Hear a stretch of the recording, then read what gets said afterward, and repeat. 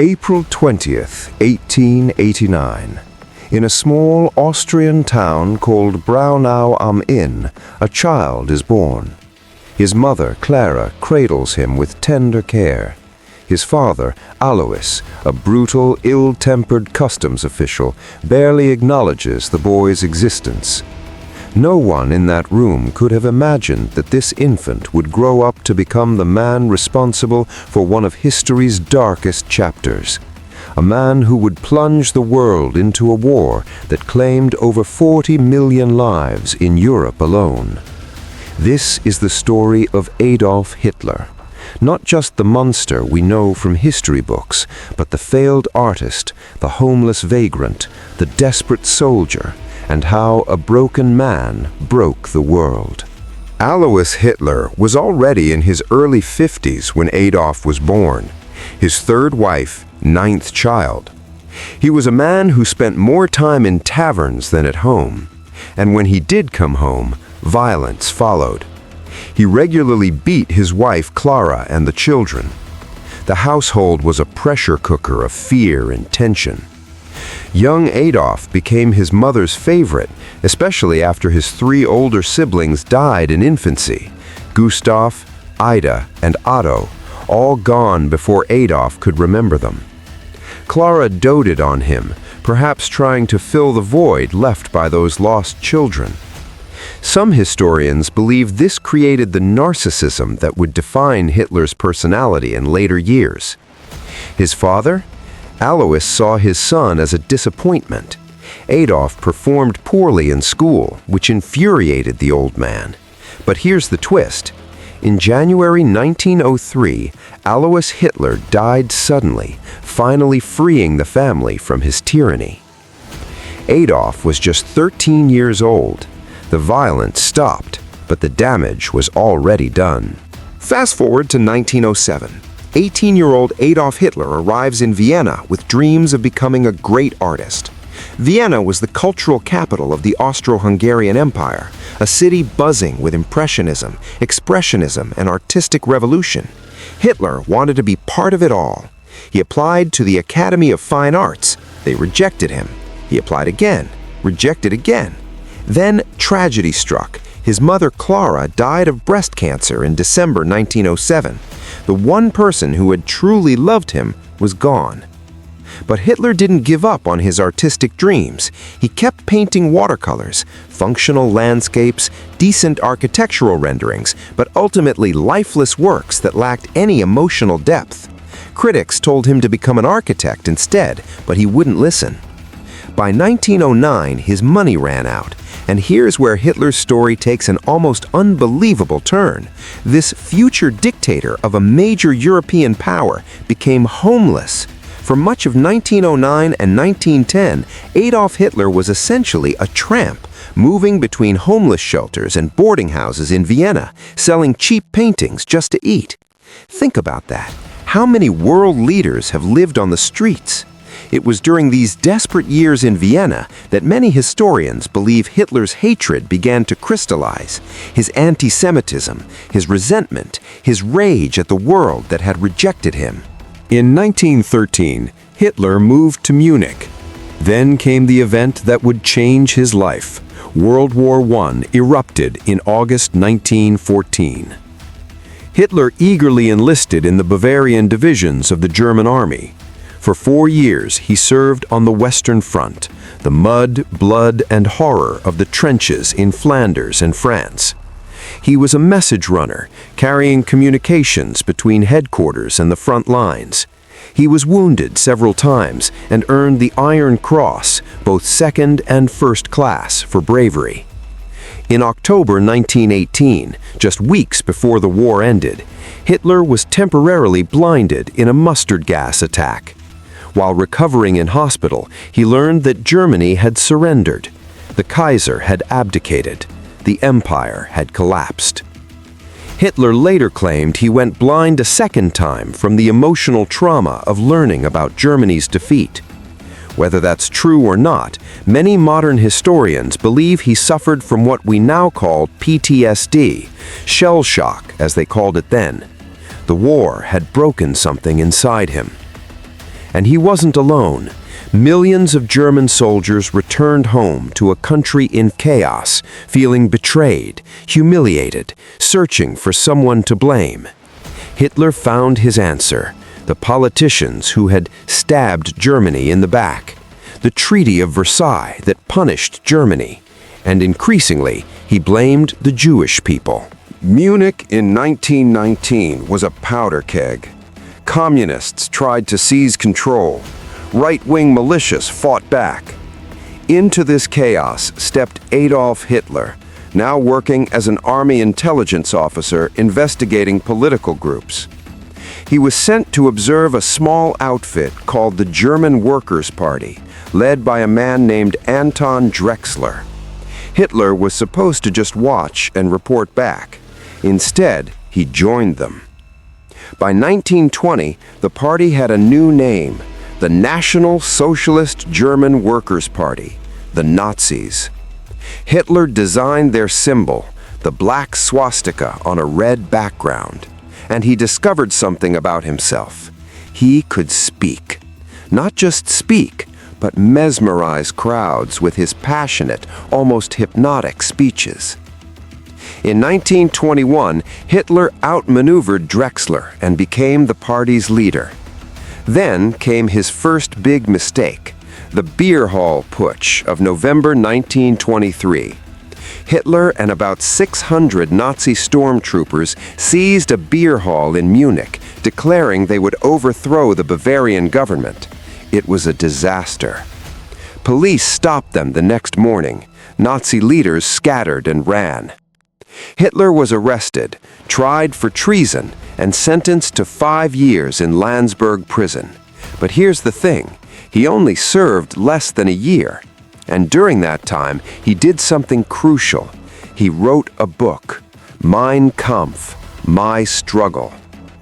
In those pages, Hitler laid out his entire twisted vision, his racial theories, his hatred of Jews, his plan for German expansion into Eastern Europe to create Lebensraum, living space. It was all there, in black and white. The world just wasn't paying attention yet. Released on Christmas Eve 1924, Hitler changed his strategy. No more coups. This time, he would seize power legally through elections. For most of the late 1920s, the Nazis were a joke. In the 1928 elections, they got just 2.6% of the national vote.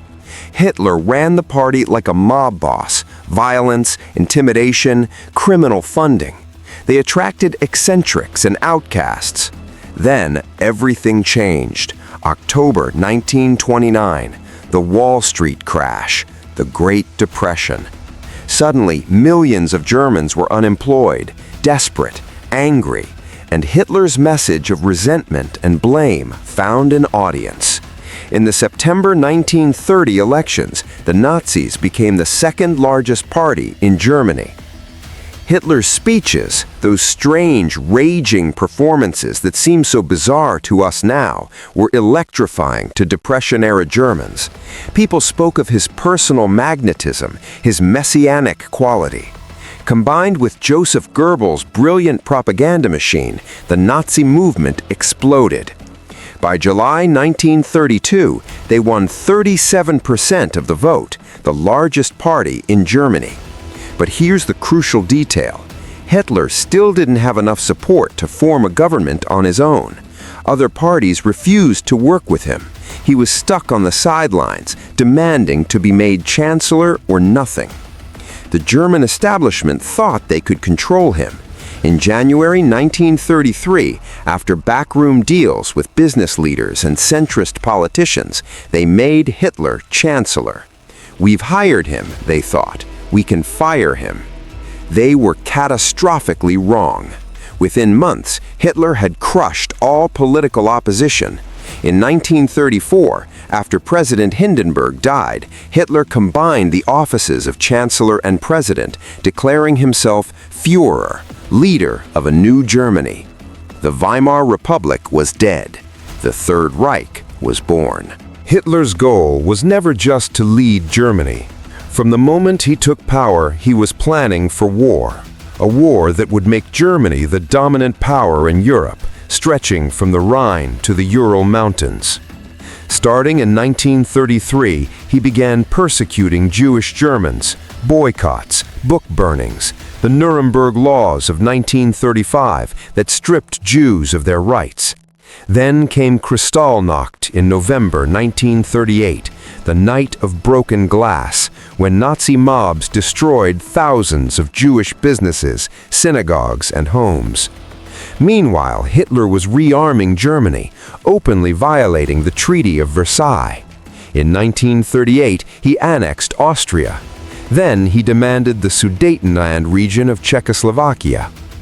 British Prime Minister Neville Chamberlain flew to Munich to negotiate, emerging with his famous promise of peace for our time after giving Hitler what he wanted. Hitler had promised no more territorial demands. 6 months later, in March 1939, he seized the rest of Czechoslovakia anyway. Then he turned his eyes toward Poland. On September 1, 1939, after a pathetically staged false flag attack to justify invasion, German forces stormed into Poland. 2 days later, Britain and France declared war. World War II had begun. For nearly 2 years, Hitler's war machine seemed unstoppable. Poland fell in 6 weeks.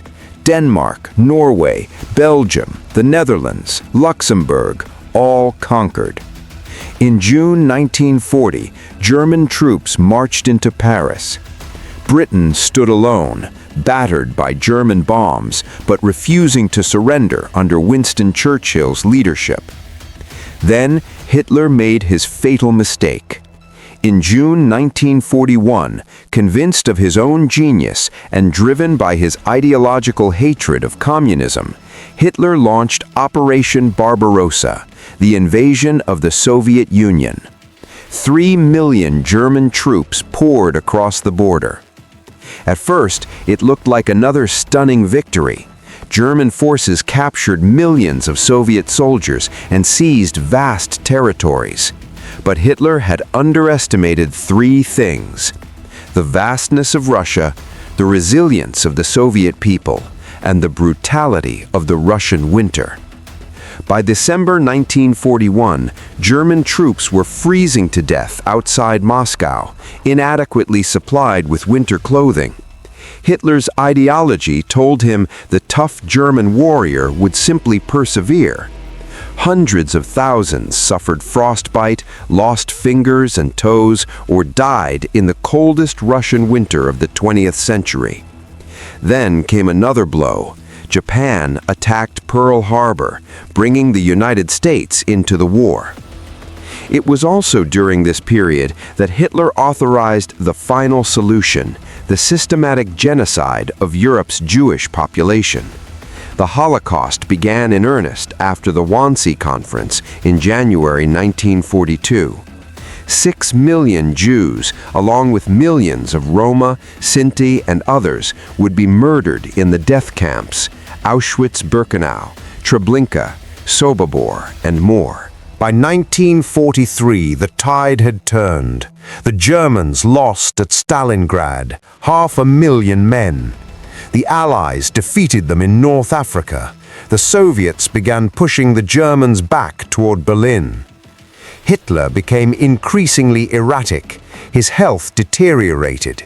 His doctor, Theodor Morell, pumped him full of a cocktail of narcotics, opiates, amphetamines, bizarre experimental drugs. By 1944, Hitler was essentially a drug addict, brought up and down by injections.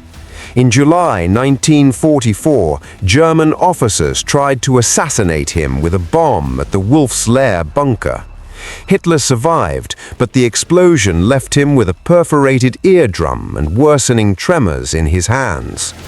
As the Allies closed in from all sides, Americans and British from the west, Soviets from the east, Hitler retreated to his bunker beneath the Reich Chancellery in Berlin. The man who had promised a 1,000-year Reich watched it crumble in just 12 years.